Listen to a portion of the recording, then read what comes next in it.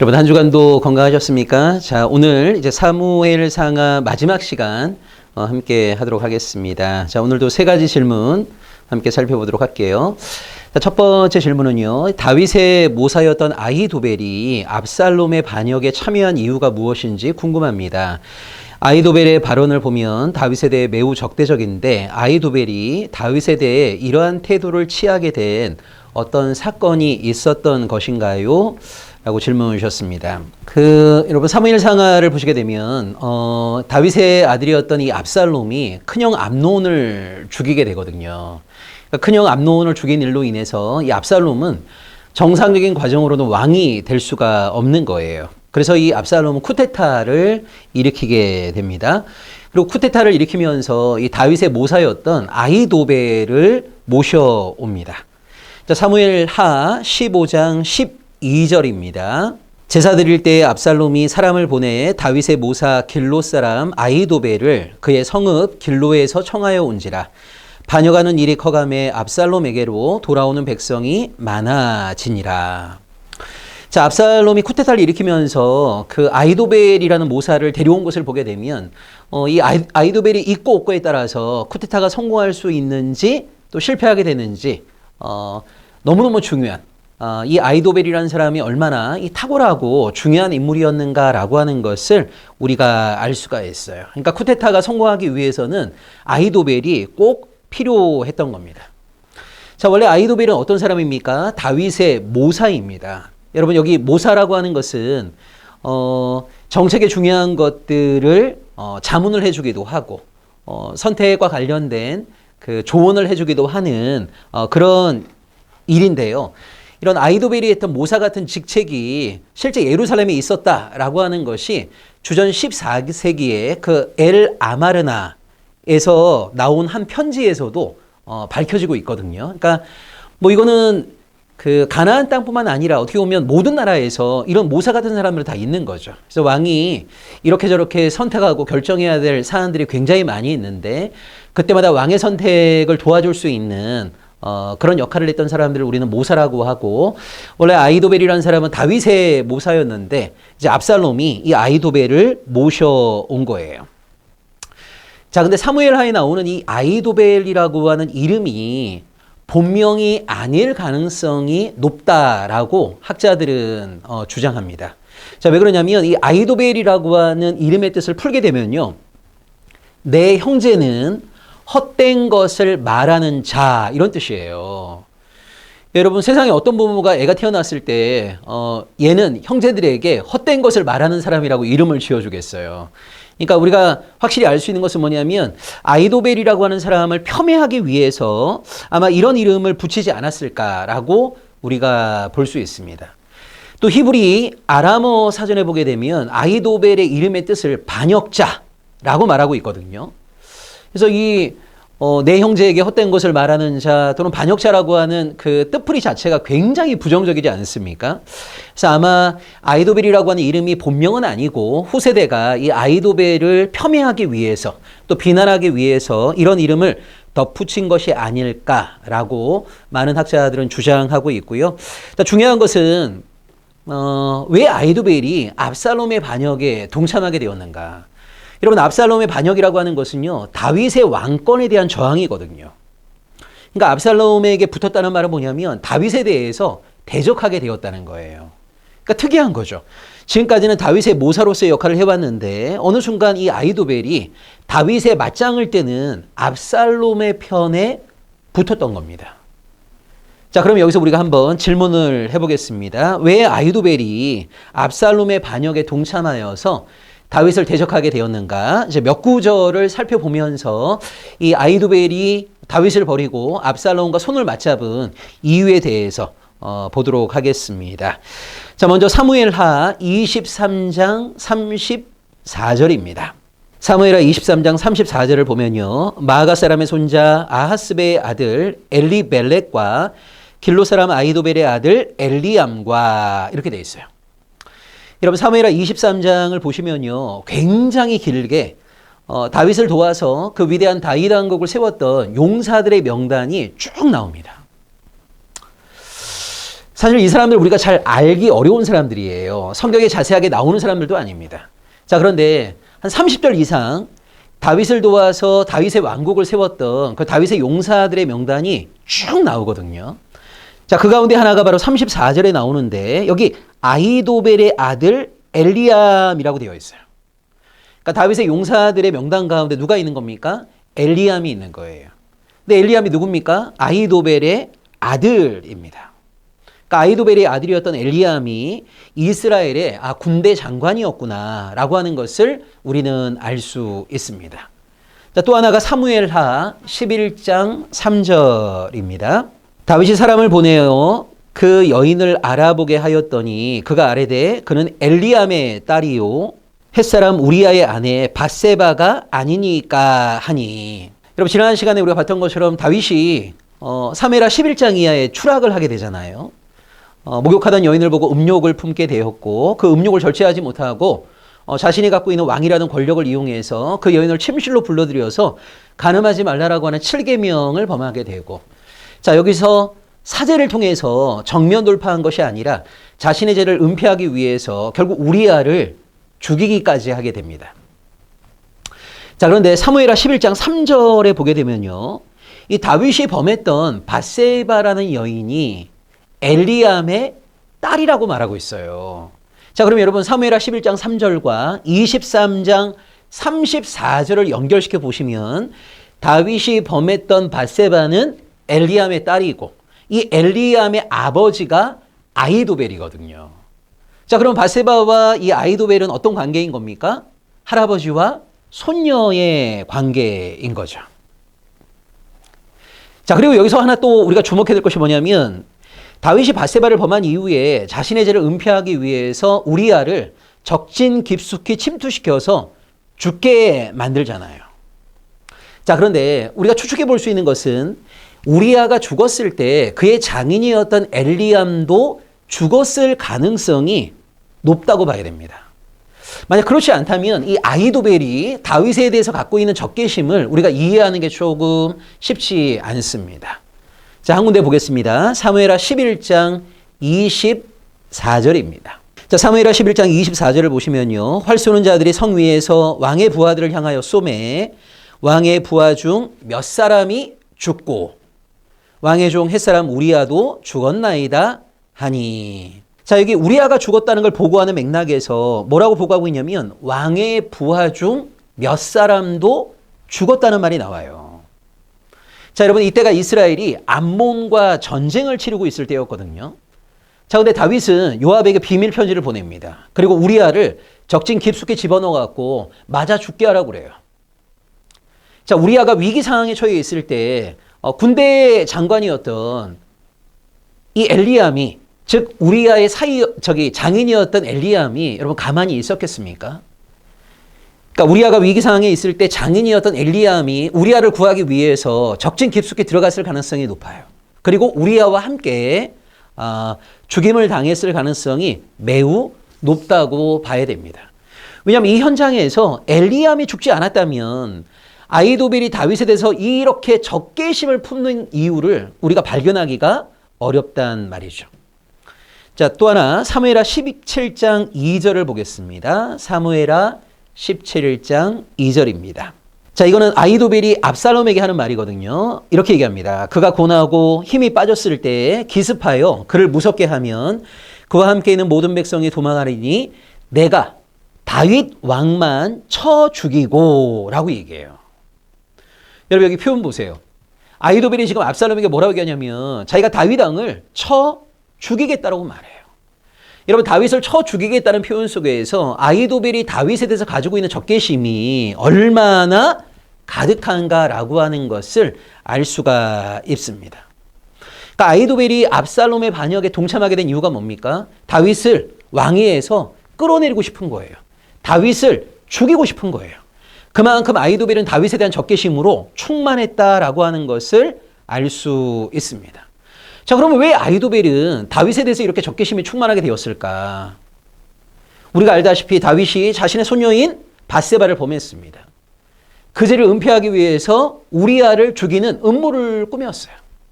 근데 만약 우리야만 죽었다면 이렇게까지 크게 이 다윗에 대한 적개심을 품었으리라고는 짐작하기 조금 어렵습니다. 자, 그런데 우리야를 죽이는 상황 속에서 우리야의 장인이었던 엘리암도 자신의 사위를 구하기 위해서 그 전쟁의 현장에서 전사한 것이 아닐까.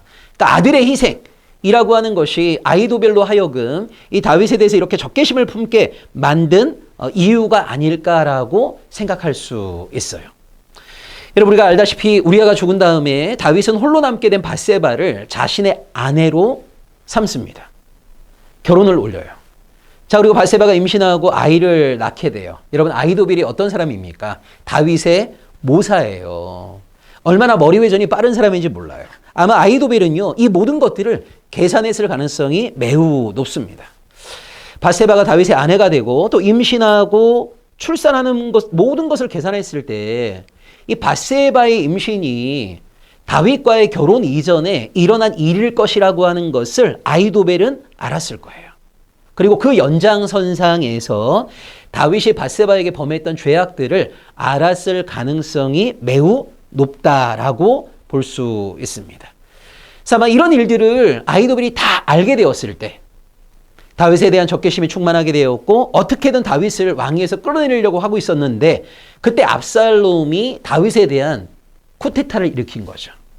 이때 압살롬의 편에 아히도벨이 함께하게 되었다라고 우리는 볼 수 있습니다. 자, 그런데 결국 여러분 압살롬의 반역이 어떻게 됐습니까?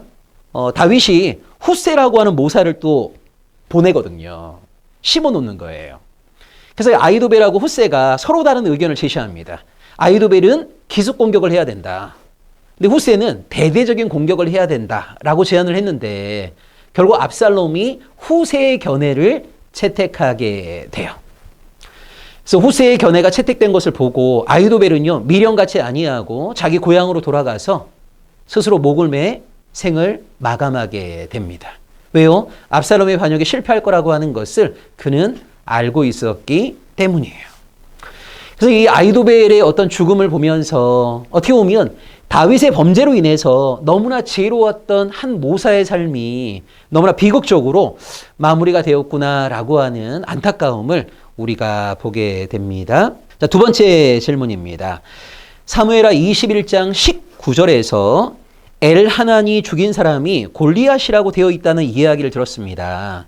골리앗을 죽인 사람은 다윗이 아닌가요? 이 부분에 대해서 설명을 부탁드립니다. 자, 먼저 사무엘하 21장 19절을 보겠습니다. 또 다시 블레셋 사람과 곱에서 전쟁할 때에 베들레헴 사람 야레 오르김의 아들 엘하나는 가드 골리앗의 아후 라흐미를 죽였는데 그자의 창자루는 배틀채 같았더라. 여러분, 우리가 대부분 다 보고 있는 한글 개역 개정 성경을 보시게 되면요, 이 엘하난이 죽인 사람을 골리앗의 아우였던 라흐미라고 말하고 있어요.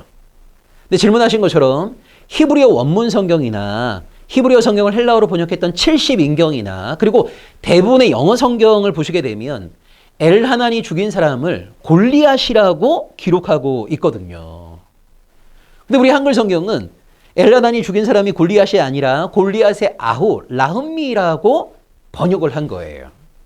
자, 왜 한글 성경에서 라흐미라고 번역을 한 거냐면 이것은 역대상 20장 5절을 따랐기 때문입니다. 자, 역대상 20장 5절을 보겠습니다. 다시 블레셋 사람들과 전쟁할 때에 야일의 아들 엘하난이 가드 사람 골리앗의 아후 라흐미를 죽였는데 이 사람의 창자루는 배틀째 같았더라. 자, 역대상 20장 5절에서는요, 엘하난이 죽인 사람을 골리앗의 아후 라흐미라고 말하고 있어요. 그러니까 사무엘하하고 역대상이 다른 주장을 하고 있는 거죠. 자, 그래서 사무엘하 21장 19절에서 역대상에 나와 있는 그 내용을 받아들인 겁니다. 그래서 사무엘하 21장 19절은 히브리어 원문이나 70인경이나 영어 성경과 달리 역대상과의 그 모순을 해결하기 위해서 엘하난이 죽인 사람을 골리앗의 아우였던 라흐미라고 번역을 해놓고 있어요. 근데 아까 얘기했던 것처럼 히브리어 원문이나 70인경이나 영어 성경은 엘하난이 죽인 사람이 라음미가 아니라 골리앗이라고 말하고 있거든요. 그럼 여러분 이런 얘기를 들으면 우리 대다수 한국에 있는 크리스천들은 뭔가 혼란스럽지 않습니까? 왜냐하면 우리는 사무엘상 17장 때문에 골리앗을 죽인 사람 그러면 다윗이라고 다 알고 있단 말이에요. 자, 근데 사무엘상 17장에서는 골리앗을 죽인 사람이 다윗이고 사무엘하 21장에서는 골리앗을 죽인 사람이 엘하난이라고 되어 있으면 도대체 이 모순을 우리는 어떻게 해결해야 될까? 굉장히 좀 난처해집니다. 그래서 학자들은요, 이 문제에 대해서 이제 세 가지 가설을 제시하고 있습니다. 첫 번째는요, 엘하난과 다윗이 동일 인물이라고 보는 것이 바로 첫 번째 가설입니다.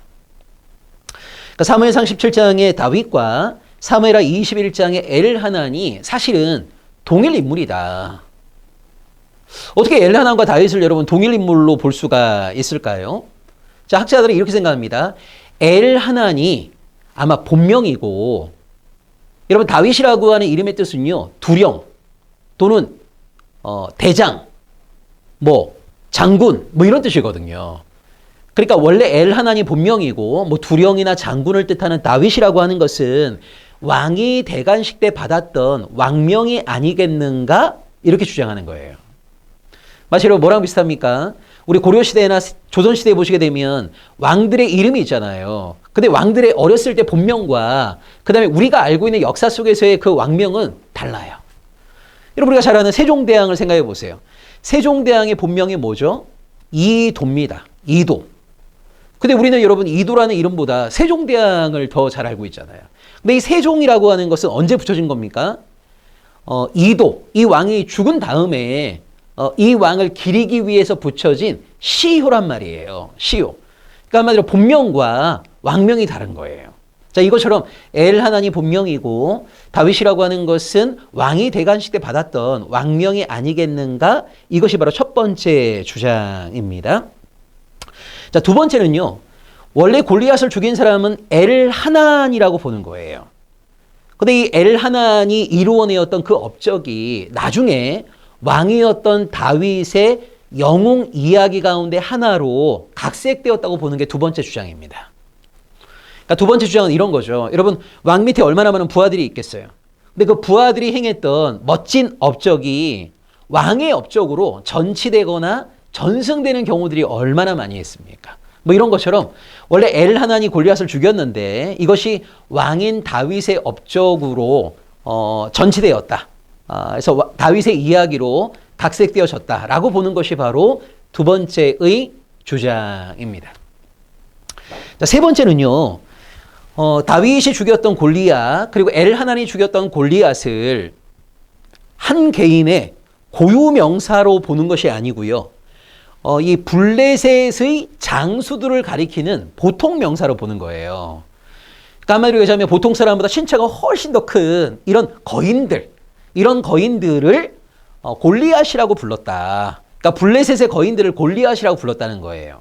자, 이렇게 되게 되면 사무엘상 17장에서 다윗이 죽인 블레셋의 거인도 골리앗이 되는 것이고 사무엘하 21장에서 엘하난이 죽인 거인도 골리앗이 될 수 있는 거죠.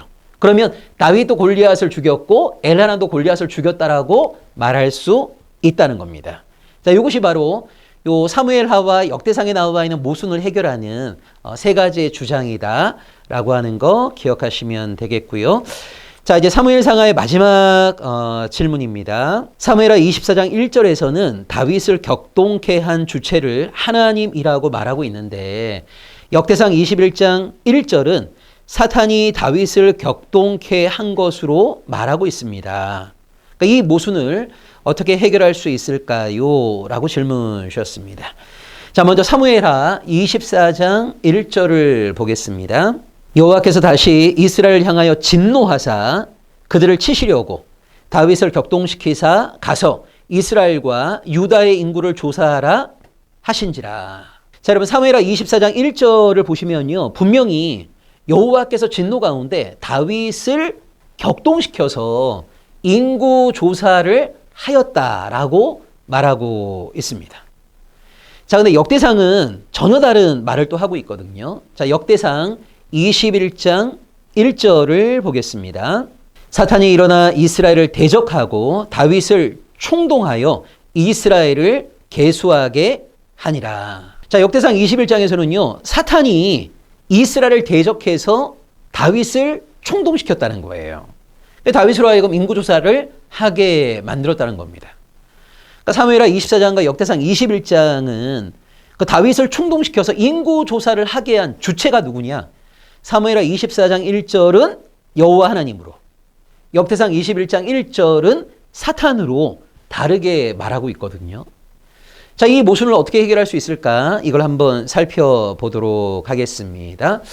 자, 먼저 여러분 사무엘서는요, 하나님의 절대 주권을 보호하면서 하나님의 도덕성을 약간 희생시키고 있는 거예요.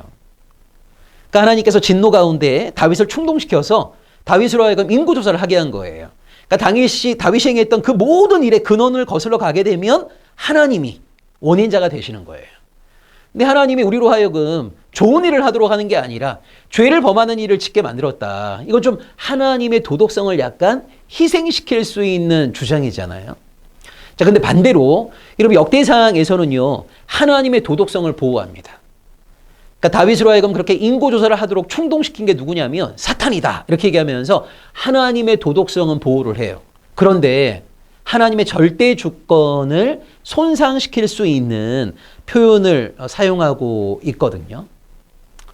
자, 보통 학자들은요, 이 사무엘 상하가 쓰여진 시점과 역대상하가 쓰여진 시점을 좀 다르게 봅니다. 여러분, 우리가 역사서 공부할 때 제가 그런 말씀 드렸습니다. 구약의 역사서가 두 개가 있는데 하나가 신명기 역사서이고 또 하나가 역대기 역사서이다. 자, 신명기 역사서는 바벨론 포로기 때 하나님의 언약 백성 이스라엘이 어떻게 하나님의 심판을 받게 되었는가, 이걸 강조하는 게 바로 신명기 역사서이고요. 역대기 역사서는 바벨론 포로기 이후에 이스라엘이 어떤 공동체를 건설해야 될 것인가. 그래서 이 신명기 역사서가 과거 반성이라면 역대기 역사서는 미래 건설의 맥락에서 이스라엘 역사를 기록하고 있다라고 말씀을 드렸어요. 자, 사무엘상하는요, 바벨론 포로기 때 기록되어진 겁니다. 신명기 역사서입니다. 뭐가 핵심입니까? 과거 반성의 핵심이에요.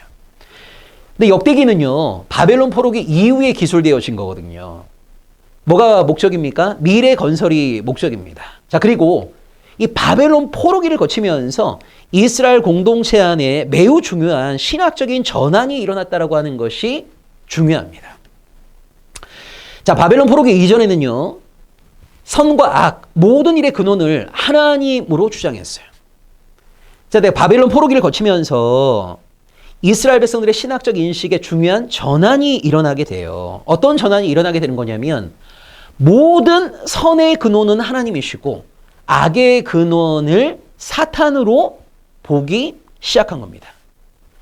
예를 들면 창세기 3장의 뱀도 사탄으로 보고요, 인간 범죄의 기원도 사탄에게로 돌리게 되었어요. 그러니까 우리가 믿고 있는 거룩하신 하나님은 전적으로 선하시기 때문에 악과 관련된 어떤 것하고도 상관이 없는, 그래서 모든 악과 죄의 근원은 다 사탄이다 라고 하는 이원론적인 사고가 이 바벨론 포로기 이후에 이스라엘 백성들의 인식을 지배하게 됩니다. 그러니까 바벨론 포로기 이전에는요, 선이 되었건 악이 되었건 모든 것의 근원을 하나님으로 주장했다면 이 바벨론 포로기 이후에는 선한 일의 근원은 하나님이시고 악한 일의 근원은 사탄이다 라고 하는 이원론이 강조되어지게 된 거예요. 그래서 사무엘하 24장에서는 다윗을 격동시킨 분을 하나님으로 말하고 있고, 역대상 21장에서는 다윗을 격동시킨 주체가 사탄이라고 기록되어져 있습니다. 자, 또 하나 우리가 기억해야 될 것은요, 여러분, 우리는 사탄 그러면 하나님께 맞짱을 뜨는 어떤 악의 대표로서의 사탄을 여러분 생각하기 쉬운데, 성경에 나와 있는 사탄이라는 단어가요, 우리가 생각하는 사탄만을 의미하는 것은 아니라는 걸 아셔야 돼요. 자, 예를 들자면 구약 성경에서 이 사탄이라는 단어가 한 27번 정도 나오거든요. 그대로 사탄이라는 단어가 나올 때 앞에 정관사가 있을 경우에는 우리가 알고 있는 천상적인 존재로서의 그 사탄을 말하는 것이 맞습니다. 자, 그런데 정관사가 없이 사탄이라는 단어만 쓰일 때는요, 대적자라는 의미가 있어요. 자, 근데 역대상 21장 1절에서는요, 사탄이라는 단어 앞에 정관사가 없어요. 그러니까 무슨 말이냐면 이거는 천상적 존재로서의 사탄이 아니라 대적자를 말하는 겁니다. 즉 역대상 21장 1절은 어떻게 해석할 수 있는 겁니까? 대적자들이 이스라엘을 공격하려고 하는 상황 속에서 한마디로 다윗을 격동시킨 거죠.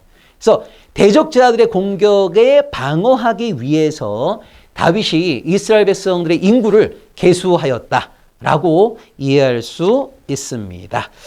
자, 오늘 세 가지 질문 살펴봤습니다. 왜 아히도벨이 압살롬의 반란에 동참하게 되었는가? 원래 아히도벨은 다윗의 모사였어요. 그런데 바세바의 할아버지였고 엘리암의 아버지였던 아히도벨은 아마 우리아가 죽임당하는 그 사건 속에서 아들 엘리암이 전사한 일로 말미암아 이 다윗에 대한 적개심이 고치되었을 것이다. 만약 여러분 그렇지 않으면요, 보세요. 우리아는 손녀 사위거든요. 근데 우리아가 죽은 다음에 자신의 손녀가 왕비가 된 거 아닙니까? 좋아야 될 거 아닙니까? 근데 아히도벨은 다윗에 대한 적개심으로 충만하단 말이에요. 그래서 우리가 학자들이 생각하는 것처럼 아마 우리아가 죽었을 때 아히도벨의 아들이었던 엘리암도 죽게 된 것이 아닌가? 그래서 이 아들의 희생, 아들의 죽음을 계기로 해서 그 모든 사태에 대해서 생각하였던 아히도벨이 바세바의 임신과 출산과 다윗과 결혼했던 시점이 맞지 않는 것으로 인해서 아마 모든 이 사건에 대한 전말을 다 파악하게 된 것이 아닌가? 그래서 압살롬이 다윗에게 반역을 일으킬 때 압살롬의 반역에 동참하게 된 것이 아닌가라고 생각을 많이 하고 있고요. 두 번째는 사무엘하 21장 19절에서 그 골리앗을 죽인 사람을 엘하난이라고 말하고 있는데 우리는 골리앗을 죽인 사람을 다 다윗이라고 생각하지 않습니까? 엘하난이 죽인 건지 다윗이 죽인 건지 이 모순에 대해서 세 가지 가설을 설명을 드렸습니다. 첫 번째는 엘하난과 다윗을 동일 인물로 보는 것이고요. 두 번째는 엘하난이 행했던 그 업적을 다윗의 어떤 업적으로 치환시켰다, 전승했다 라고 보는 것이 두 번째 입장이고, 세 번째는 골리앗이라고 하는 것을 한 개인의 고유명사로서가 아니라 블레셋의 거인들을 가리키는 보통명사로 이해하는, 그러면 다윗도 골리앗을 죽인 것이고 엘하난도 골리앗을 죽인 것으로 볼 수 있다.